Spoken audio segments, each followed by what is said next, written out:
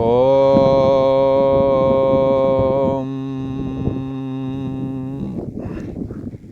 श्री योग वासिष्ठ के उपसम प्रकरण में श्री वशिष्ठ जी महाराज बोले, हे राम जी, जो निराकार अजन्मा पुरुष हो उसको पुत्र बांधव सुख दुख का क्रम कैसे हो, जब उसका शरीर मन इंद्रिय आदि से संबंध ही नहीं, तो उसके धनपुत्र स्त्री आदि से संबंध कैसे हो सकता है?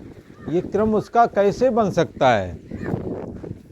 निराकार आत्मा कैसा? निराकार शरीर इंद्रियां जगत ये सब आकार वाले हैं। और कैसा है? अजन्मा है। ये तो इसका जन्म नहीं होता, पर शरीर का जन्म हुआ है, बांधवों का भी हुआ है जन्म।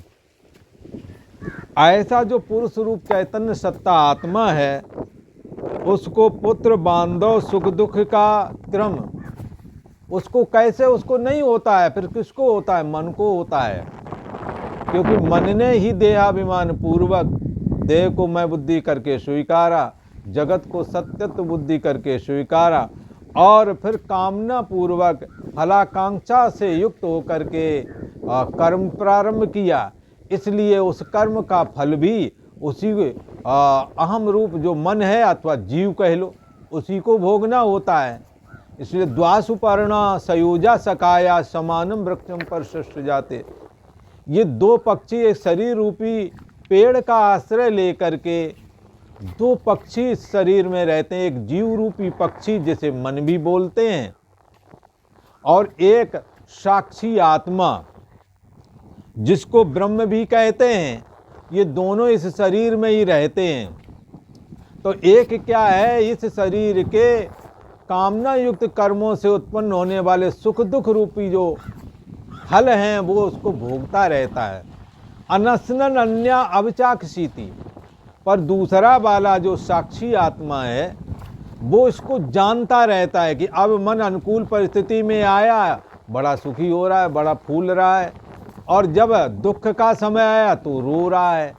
तो इसने शरीर रूपी इस पेड़ के अंदर जो अंतःकरण रूपी शाखा है अत्यंत सूक्ष्म, उसमें बैठा हुआ पक्षी अहम अस्मि करके जो ये पक्षी है, ये पक्षी अपने कर्मों का फल चाहिए तो इसे था, जैसे उसका पीछे वाला मित्र साक्षी आत्मा केवल देखता पर है और जानना पना करके वो जानता तो रहता है।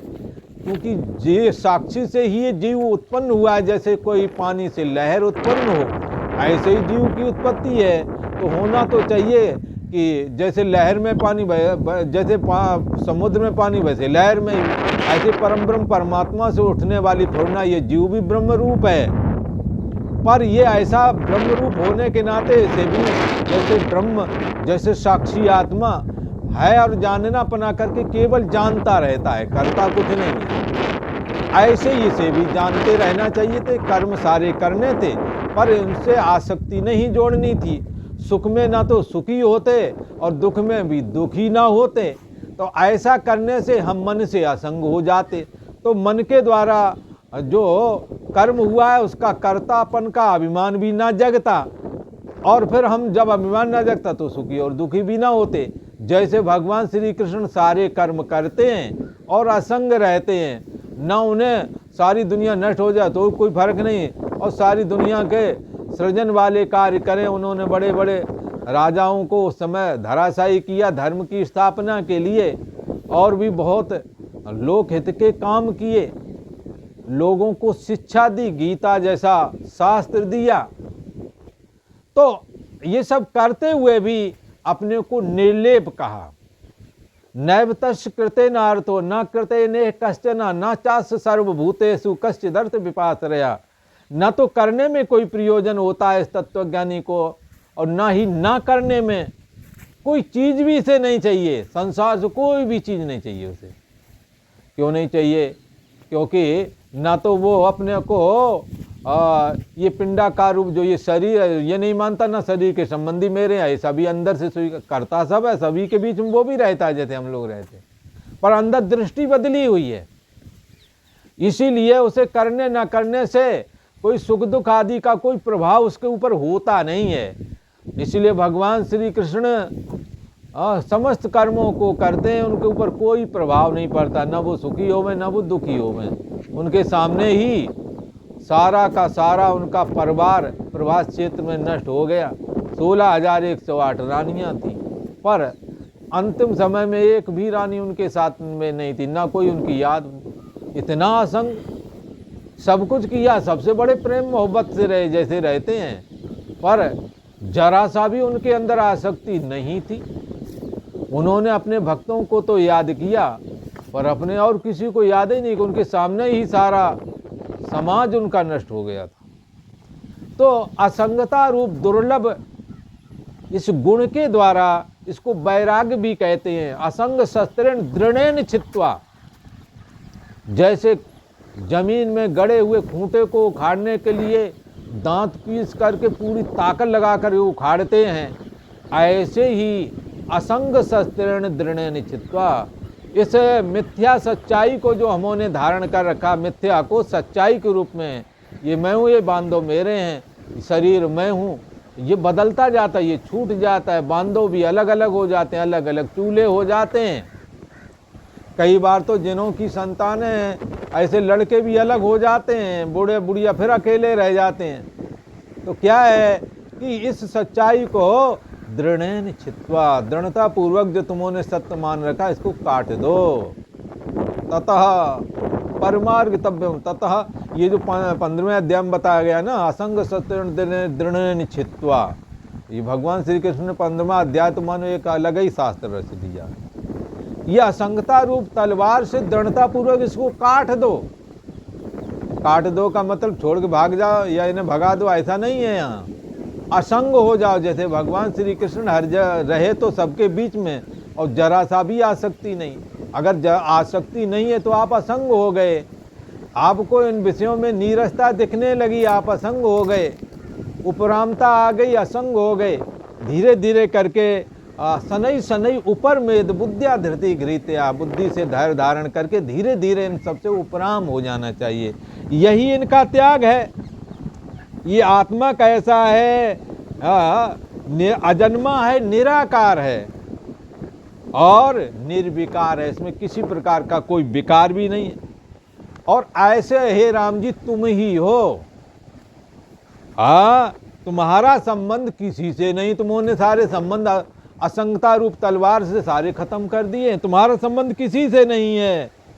हे राम जी अब तुम सुख काहे को करोगे? तुमको इनका शोक काहे को करते हो? इन सब का तुम तो पहले से इनसे अलग हो। भगवान श्री राम साक्षात परम ब्रह्म परमात्मा श्री हरि विष्णु ही है, पर उनको सनत कुमार के श्राप की वजह से सर्वाधिष्ठान ब्रह्म मैं हूँ, सारे जगत का आधार मैं हूँ, ये बात इनको विस्मरण हो गई थी, जिसको श्री वशिष्ठ जी महाराज बता रहे हैं। हे राम जी तुम स्वतः जन्मा निराकार और निर्विकार आत्मा हो, तुम्हारा संबंध किसी से नहीं, तुम इनका शोक काहे को करते हो? शोक का स्थान वह होता है जो नाश रूप हो, और तुम तो अविनाशी आत्मा में अपनी मैं बुद्धि को स्थापित कर चुके हो। अविनाशी आत्मा में सर्वाधिष्ठान ब्रह्म मैं हूँ, ये तुम्हारा पूर्व का ही अहम है और उसे तुमने स्वीकार कर लिया है। ना कोई जन्मता है राम जी और ना कोई मरता है। जितने भी बाह्य स्थान हैं, जितने भी संबंध हैं, जो विषय है, ये तो नाश रूप है, पर आत्मा के लिए शोक का स्थान नहीं है। शोक का स्थान वो होता है जो नाश रूप हो। शरीर नाशवान है, शरीर के संबंधी नाशवान है, जितने संबंध हमने जोड़े हैं, धन पुत्र स्त्री आदि मकान दुकान जो भी संबंध जोड़े हैं वो हमने जोड़े हैं, वो एक दिन टूटेंगे भी। लिहाजा वो ये नाशवान वस्तुओं के संबंध नाशवान है, और नाशवान का ही फल क्या होता है? दुख होता है। तो पर तुम्हारा तो ऐसा नहीं है। हे राम जी ना कोई जन्मता है, शरीर ही जन्मता है और शरीर ही मरता है। शरीर में जब मन प्रवेश करता है तो जन्म हो जाता है, और जब मन निकल जाता है तो मरण हो जाता है।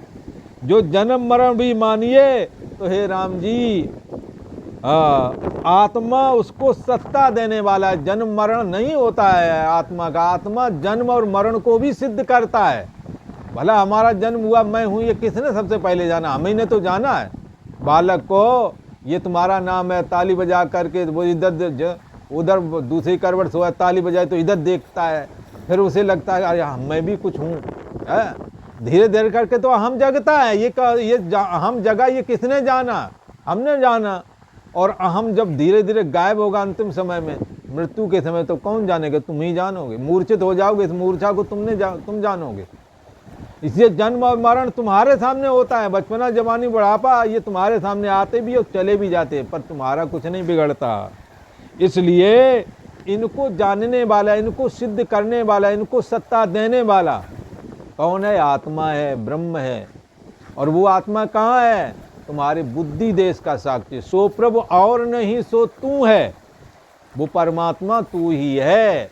जैसे फूल में खुशबू रहती है,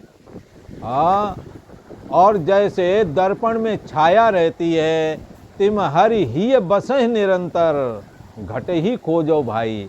इस विषय को हमने बारंबार सोचना है। बारंबार इस पर चिंतन करना है।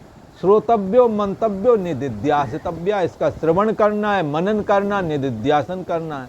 तत्चिंतनम तत्कथनम अन्यो अन्यम तत्प्रबोधनम एतत् एक परत्वम ब्रह्माभ्यासा विदुर्बुधा। हमने क्या करना है?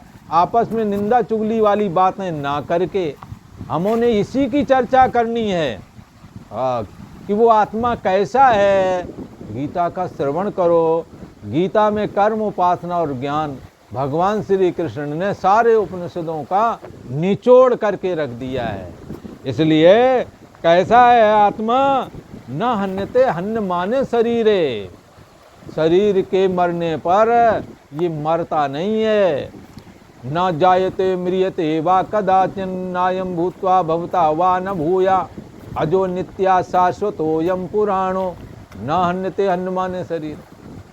ऐसा ये है।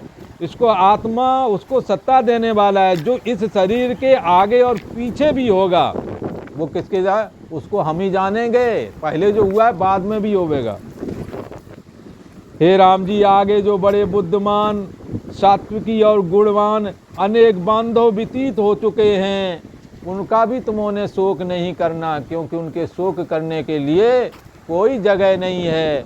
जातस् ही ध्रुवो मृत्यु ध्रुवम जन्म मृतश्चा तस्मात् अपरिहार्यते न तुम शोचितुम अर्हसि। जिसका जन्म हुआ है उसका मरण होवेगा, जिसका मरण हो गया उसका जन्म होवेगा। जब तक तत्व ज्ञान के द्वारा इस जीव भाव को दग्ध नहीं किया जाएगा, इसका जन्म मरण मिटता ही नहीं। इसलिए भिद्यते हृदय ग्रंथि छिद्यन्ते सर्व संशया क्षयन्ते चास्य कर्माणि तस्मिन् दृष्टि परावरे। इस परम ब्रह्म परमात्मा के दर्शन से ही हृदय की गांठ कट जाती है, कर्म बंधन कट जाते हैं।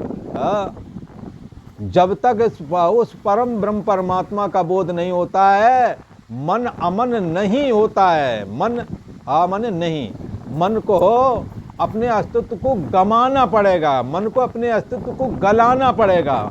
मनस्य अमनी भावे द्वैतम नैव उपलब्धते है। जब मन अमन हो जाता है तो द्वैत रूप इस संसार की उपलब्धि नहीं होती। आगे भी तुम्हारे बड़े बुद्धिमान, सात्विकी, गुणवान अनेक बांधव व्यतीत हो चुके हैं, उनका शोक क्यों नहीं करते? अगर तुम शोक ही कर रहे हो, क्योंकि यहाँ पर ऐसा क्यों कह रहे? भगवान राम ने, पूर्व में ये प्रसंग निकल गया है, भगवान राम ने तीर्थ यात्रा की थी। तीर्थ यात्रा करने पर जहाँ तहाँ साधुओं के सत्संग किए थे और उससे उनको बैराग हो गया था। बैराग हो गया था, उन्होंने जल वगैरह सब त्याग दिया था। सुंदर जो उनके बाल सखा थे, उनके जो मंत्री थे बालक, उनको उनसे भी वो बात नहीं करते थे। सुंदर राजकुमारियाँ उनका मन बहलाने के लिए जाती थी तो उनसे वो बात नहीं करते थे। और उनके आँखों से उदासी और अश्रुधारा बहती थी कि मैं कौन हूँ, कहाँ से आया हूँ, मेरा आगे क्या होवेगा। इस तरह के नाना प्रकार की उन्होंने चर्चा पूर्व में की है। विवेक प्रकरण है, वैराग प्रकरण है, इनों में और वो प्रसंग निकल गया है। तो भगवान श्री वशिष्ठ जी महाराज श्री राम प्रभु से कह रहे हैं कि अनेक बुद्धिमान सात्विक गुणवान और पहले बहुत सारे लोग मर चुके हैं, तो उनका तो शोक नहीं तुम करते हो। वर्तमान वाले भी धीरे धीरे करके इनसे भी संबंध बना, इनके भी संबंध टूटेंगे। तो जो बांधव व्यतीत हो गए उनका शोक क्यों नहीं करते? जैसे वे थे तैसे ही हे राम जी ये भी बांधव हैं। जो प्रथम थे वे अब भी हैं। कौन प्रथम थे? माता पिता आदि ये प्रथम थे, और ये जब तक फिर जन्म लोगे तब फिर माता पिता हो जाएंगे, वही पढ़ाई काखागा से सब चालू करेंगे। तो क्या है, जो प्रथम थे वो अब भी है। तुम हे राम जी शरीर मन इंद्रिय आदि के जानने हारे, तीनों अवस्थाओं के जानने हारे शांत रूप हो। इससे मोह को क्यों प्राप्त होते हो? तुम तो आत्म स्वरूप हो। और आज इतना ही।